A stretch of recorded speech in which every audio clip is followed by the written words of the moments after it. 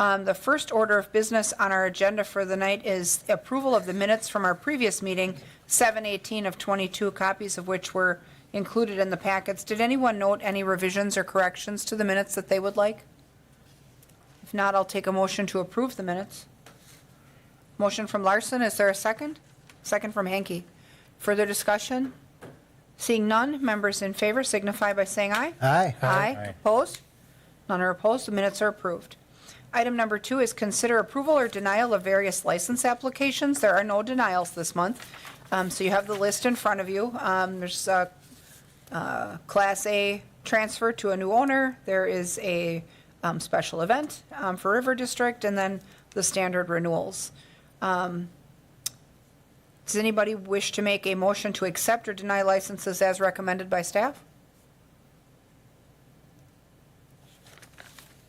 Motion by Hinkie, is there a second? Second by Dinny. Further discussion? Seeing none, members in favor signify by saying aye. Aye. Aye. Opposed? None are opposed. Licenses are approved. Item number 3 is to consider request of Mary Gallagher, the owner of the Milk Merchant at 402 South 2nd Avenue, for a temporary extension of her premises for a wine tasting on Thursday, August 18th, for the empty lot next to her premises across Clark Street. And so you'll see some correspondence from Milk Merchant in our packets and their landlord, Emmerich Properties, who owns both parcels.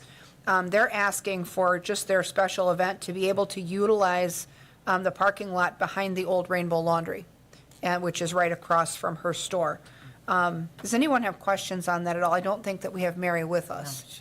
Go I'll ahead, just Lou. make the motion that we accept this Accept? proposal Okay. and go forward with That it. looks pretty low risk. So, motion from Larson, is there a second? Second by Dinny. Further discussion? Seeing none, members in favor signify by saying aye. Aye. Aye. Opposed? None are opposed. That item carries as well. Item number 4 is discussion and possible action regarding a formal expression of concern for Jalapenos Mexican Restaurant and Bar. And we have the owner of Jalapenos with us this evening. We did start into this discussion a little bit last month with regard to the exception to renew the license, but the committee, you'll recall, agreed that we wanted to bring Mr. Medellin in for a formal expression of concern because Jalapenos has reached 100 demerit points, and following a consistent process, that is what we do at that point. So if you'd like to come up to the podium and talk with us a little bit. I know we started to discuss last month a little bit about what we had seen there with regard to being open after hours and a few things that had transpired that led to the 100 points. I guess talk to us a little bit about going forward, what your management plan looks like and what, if any, changes you have made. Yeah, hello everyone. I'd like to begin to thank you for all the time that you dedicated to this case. When I received the letter, I read the report and the incident that happened back in June, and I was a little bit confused last time because I wasn't. I'm kind of embarrassed to say that, but I wasn't aware of that situation fully. Now I am, and I've been investigating more and understanding what happened. And just like I said last time, the plan that I'm putting in place is keep cross-training my staff.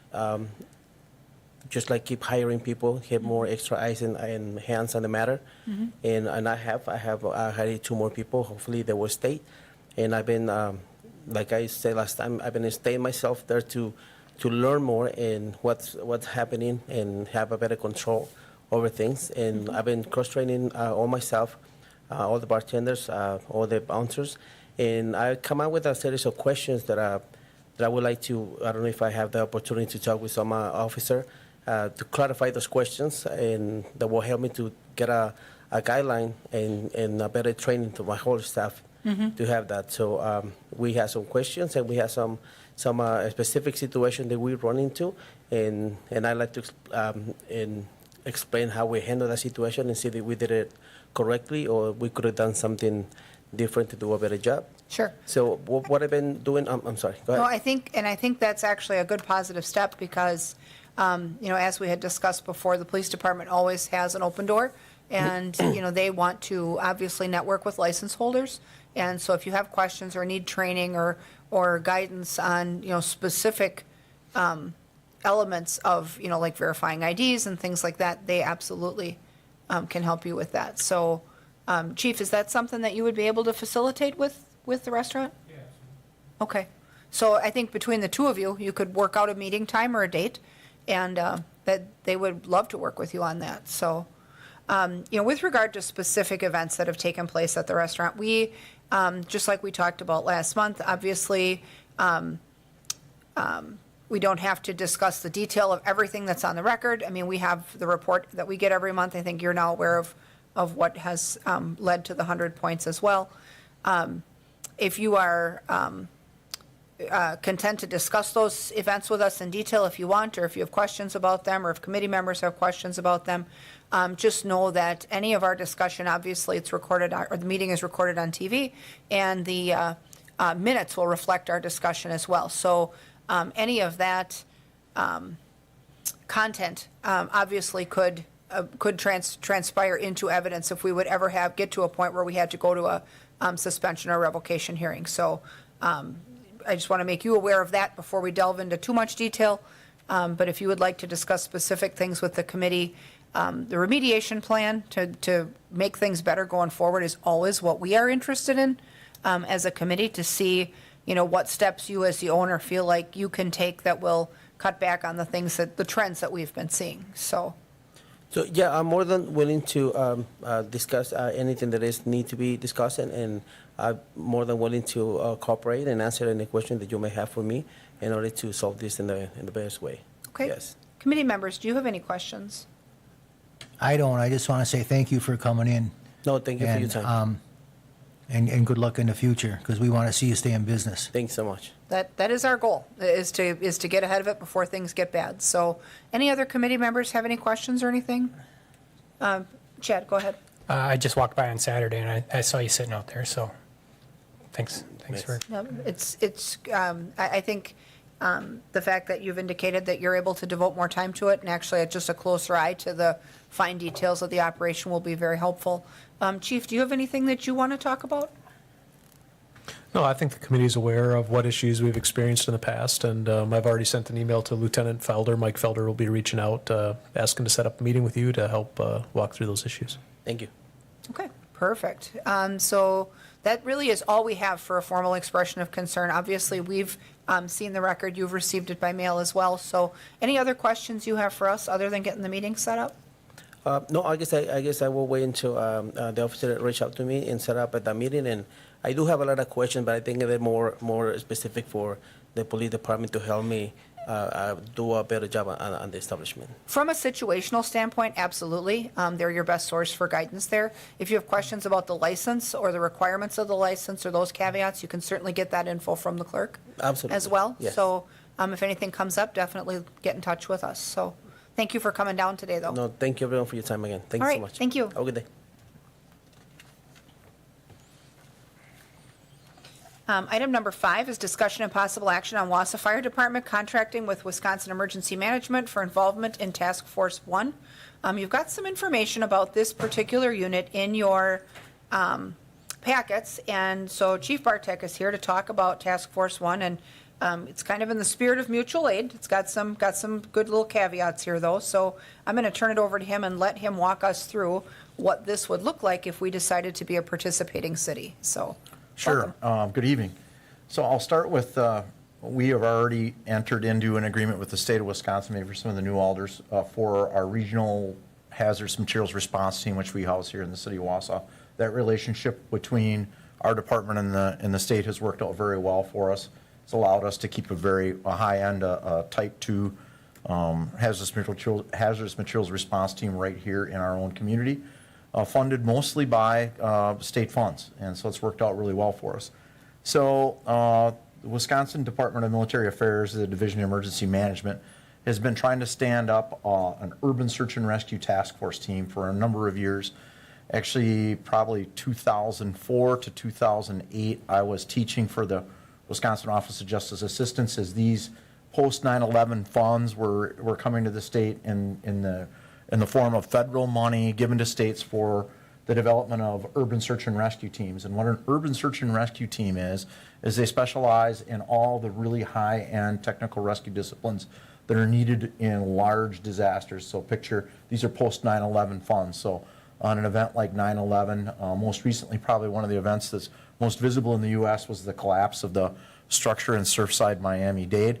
Miami-Dade is home to a federal FEMA Type 1 urban search and rescue team. They responded. They also had a team from Indiana there, and I believe they had a team from the East Coast there also. So they had actually 3 urban search and rescue teams. So the state developed and deployed a Type 3 urban search and rescue team in 2014, but didn't have a supply of steady funding for the team. The state did not have it in the state budget, and as federal funds dried up, the state didn't have the funding for it. The team went away in 2019, or it didn't go away. All equipment sat, was mothballed at Volk Field, where the regional all-climate training facility is.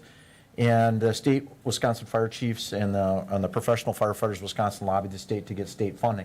That occurred in 2021. This team has been stood back up, and the state has indicated that they want to see it go from an 85-person Type 3 team to a full FEMA deployable Type 1 team, the largest team available in the country, 240 members strong.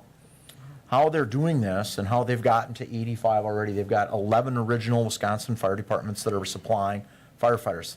Well, the municipalities, the fire departments supply the labor. The state supplies the training to those people to make them specialized urban search and rescue technicians.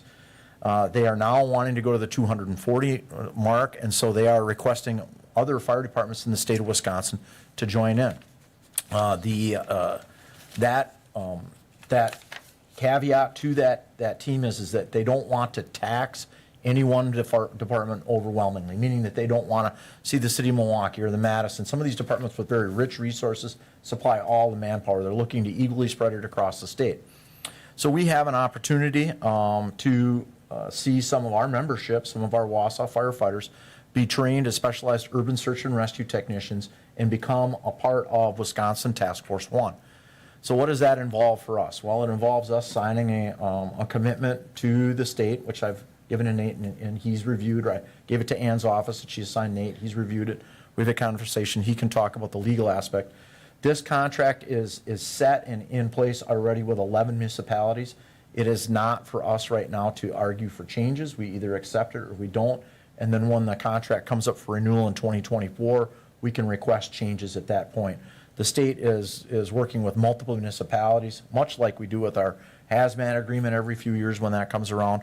We're allowed to make comment, request changes, and then basically it's a mutually agreed upon contract between multiple municipalities.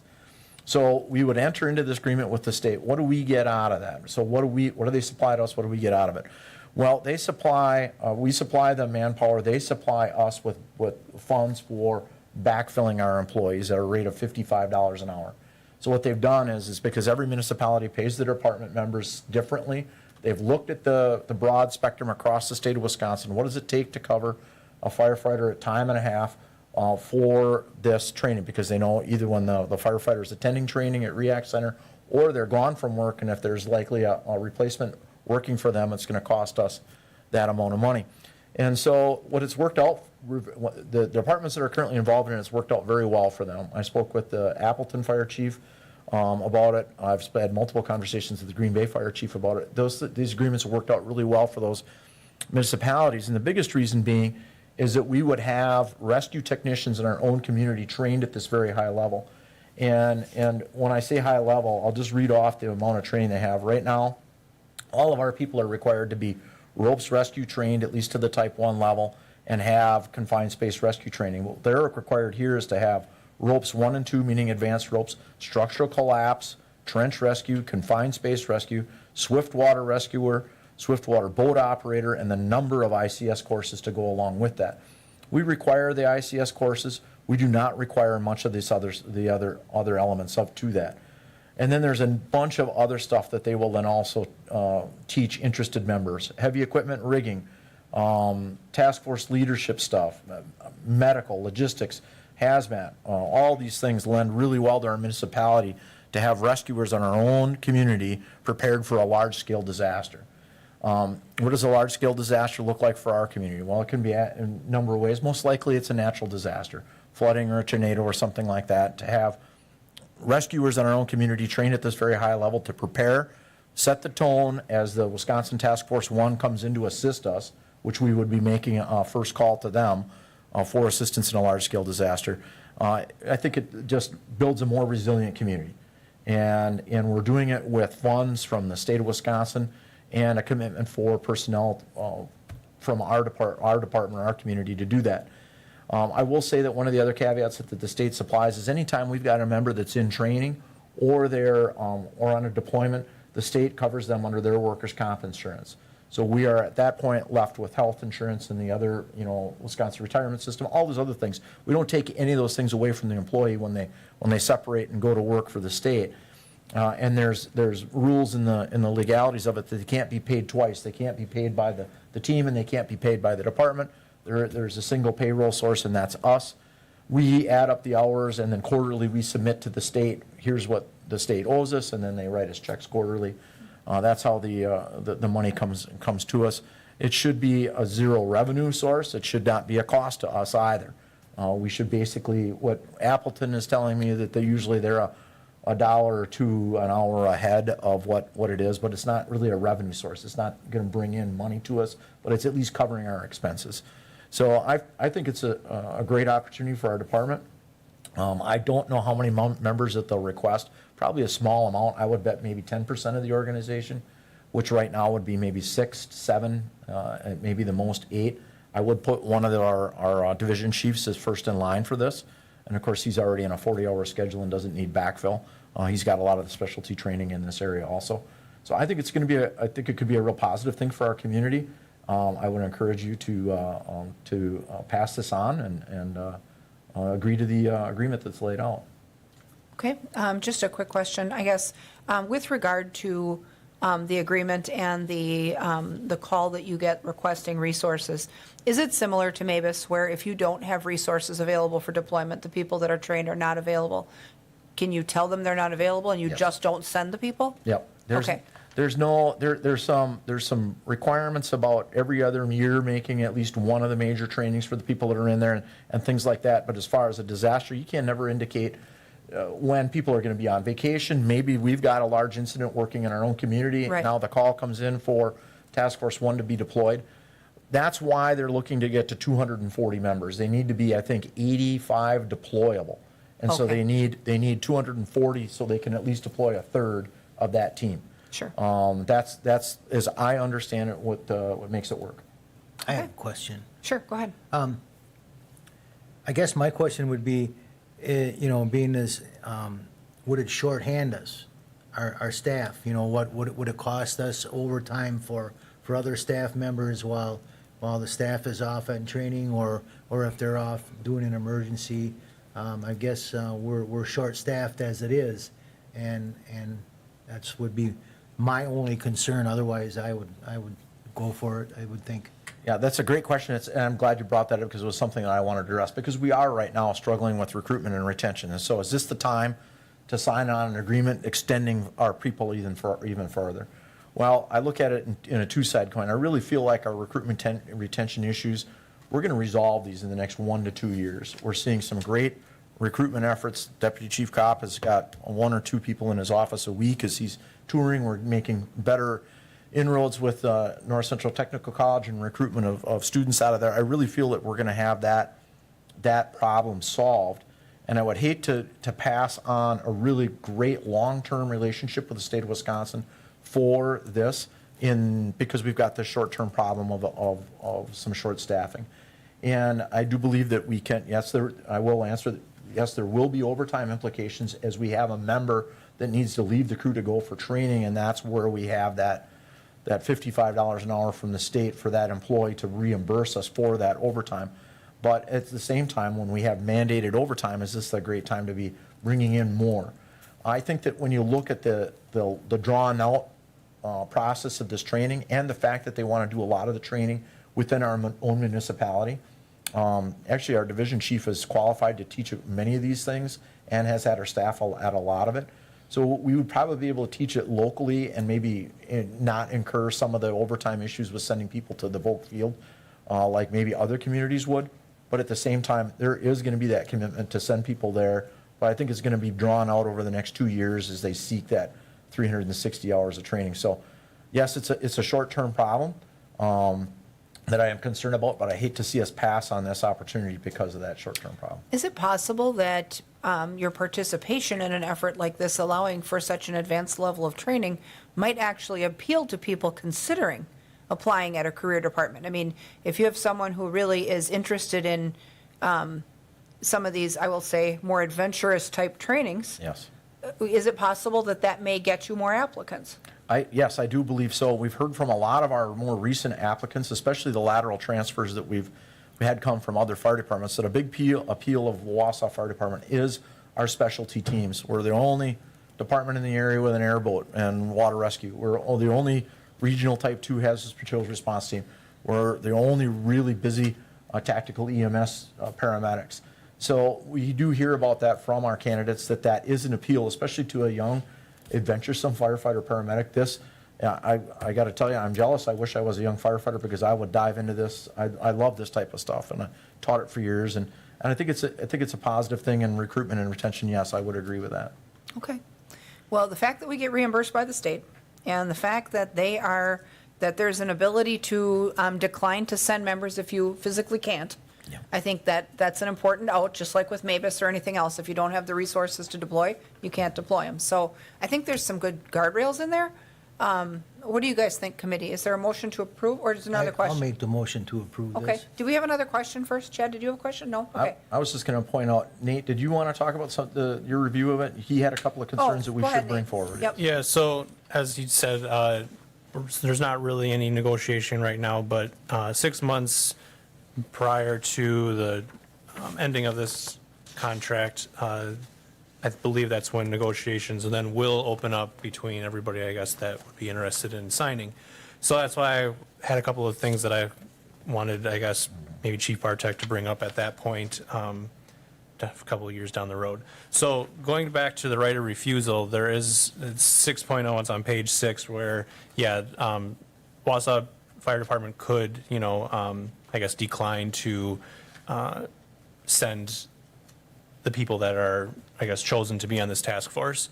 But the only problem is, I always think of, okay, well then is there any sort of negative ramifications that they just don't put out in there? Or are we all of a sudden then not going to be used? Or, your training experiences, there's just nothing. So that made me a little worried, because especially with 5.1, where it says that basically if there is a state emergency, the state emergency takes precedent over any local emergency, and the local jurisdiction needs to then seek aid from other local jurisdictions to assist in local fire response obligations.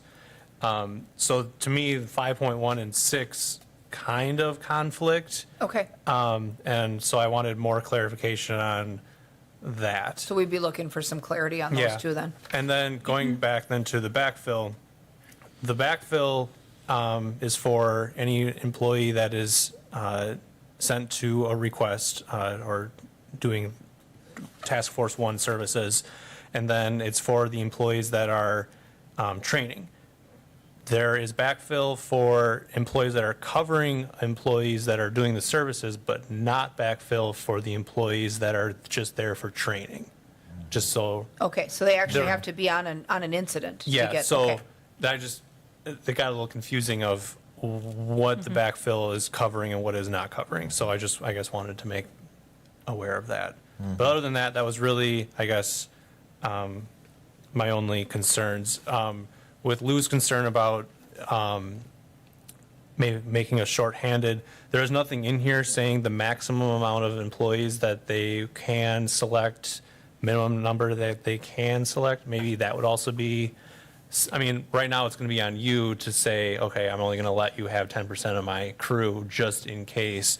But that might be something that we'd want to add also in the future of 10% of my department can only be selected. I mean, obviously it'd be great to have everybody be trained to this high level, but then we're then maybe setting ourselves up for a problem. Well, and the other participating departments may share that same concern, because obviously they don't want to be drained of resources either. So that might be something that amongst the group, they could stick So- a pin in and, Yeah, I think that this is still with the establishment of the state funding, and this is the first contract underneath that state funding, that we're going to find some of those glitches in this first contract period that a lot of those municipalities want to be seen corrected.